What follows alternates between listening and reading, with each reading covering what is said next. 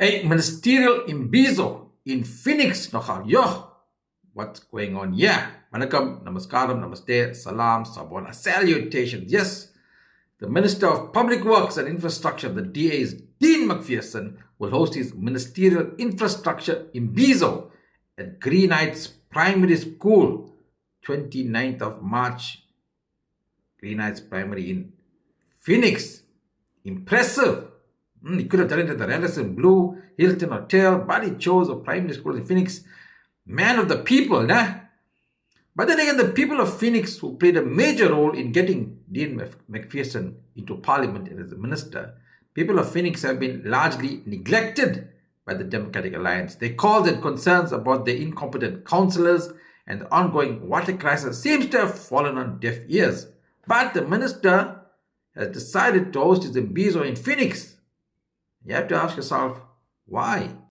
Now, could it be that there's a by-election in Ward 110 coming up on April 16th? And the very ward that the imbizo is being held. Could it be? Could it be that Dean McPherson of the Democratic Alliance is sneakily using this opportunity to canvass the DA in Ward 110? Could it be? But let's first ask ourselves, why is there a by-election in the first place? What happened to the previous councillor from this ward? What happened to him? Well, yeah, he is. Previous councillor Amir Abdul, who was the DA's preferred candidate to look after your interest in Ward 110. But they ended up voting him out. Why? Well, apparently he was incompetent. So if the DA can boot him out for being incompetent, why are they not applying the same to the other errant, incompetent councillors, especially in Chatsworth and Phoenix? Why? Well, maybe you can ask the minister himself, Dean McPherson. He will be in Phoenix on Saturday, 29th March, 1400 hours. Green Heights Primary School in Greenbury, Phoenix. Be there. Ask him.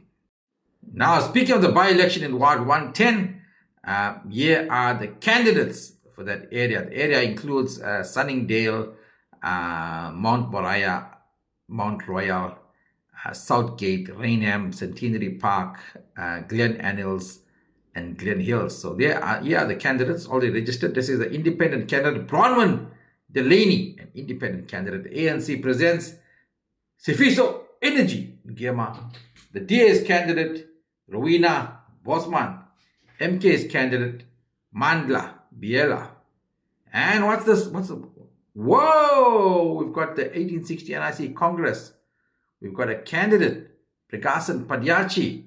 Yo. Yep, indeed, our first ever, only 4 months registered as a political party in this country. We're challenging our first ever by-elections. Maybe we won't win, but we're taking a chance. But we have our preferred candidate, Mr. Prakasan Pregi Padyachi, has over 20 years. I would say this up front. He is the most experienced candidate on that ballot sheet for Ward 110. That is why we chose him specifically to come into the area to be a candidate. He has over 20 years. Let me put Leon on hold. He has over 20 years of experience in local and municipal government, 11 years as a sitting councillor. So he has the experience, he has the pedigree to benefit the ward of 110. But you, the voter, will make the final decision. In the meantime, the 1860 NIC Congress keeps growing and growing. This is our latest chapter to kick off. It's the Cater Manor chapter. Mostly senior citizens taking an interest in the future of their children and their grandchildren, while the children and the grandchildren don't really care. But this is what it takes to change the course of our future. 1860 NIC Congress growing in leaps and bounds. We tell what we must, we tell what we crave, we tell no flops. We are dollar for the people. Tell what you must, tell what you crave, but don't tell a flop. Don't dollar with the masala.